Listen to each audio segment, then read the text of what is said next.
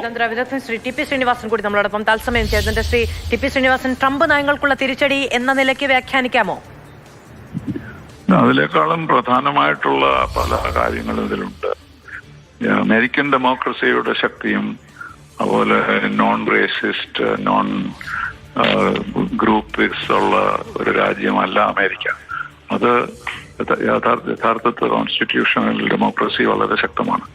പക്ഷേ പല വർഷങ്ങളായി, വിശേഷിച്ചും ട്രംപ് വന്നതിന് ശേഷം ഇതിനൊക്കെ എതിരായിട്ടുള്ള പ്രവണതകൾ നമ്മൾ ധാരാളം കണ്ടു.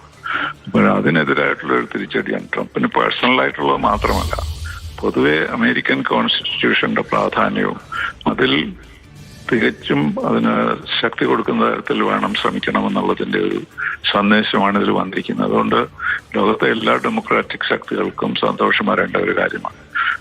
മുംദാനിയുടെ രാഷ്ട്രീയം വ്യത്യസ്തമായിരിക്കാം, അദ്ദേഹം ലെഫ്റ്റിസ്റ്റ് ആയിരിക്കാം, അതൊന്നുമല്ല ഇവിടെ പ്രശ്നം. ഇവിടെ ജനാധിപത്യത്തിന്റെ പ്രാധാന്യമാണ്. അപ്പോൾ എത്ര വ്യത്യസ്തമായ ഡൈവേഴ്സ് ആയിട്ടുള്ള ബാക്ക്ഗ്രൗണ്ടുള്ള ഒരു വ്യക്തിയാണെങ്കിലും ഡെമോക്രാറ്റിക് അധികാരത്തിന്റെ, അതുപോലെ യൂത്തിന്റെ, യങ്സ്റ്റേഴ്സിന്റെ, എന്റെ കൊച്ചുമകൾ ഇതിലൊരു പ്രധാനമായ ക്യാമ്പയിനറായി.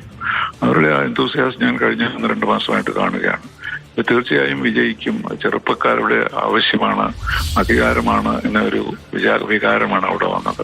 അതുകൊണ്ട് ട്രംപിന്റെ ഇതുപോലെ ത്രെറ്റുകളോ അതുപോലെ പണക്കാരുടെ പെരുമാറ്റമൊന്നും ഇതിൽ പ്രസക്തമായിരുന്നില്ല എന്നതാണ്.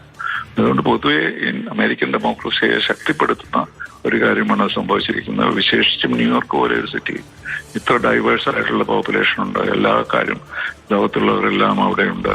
അതുപോലെ സാമ്പത്തിക ശക്തിയാണ്.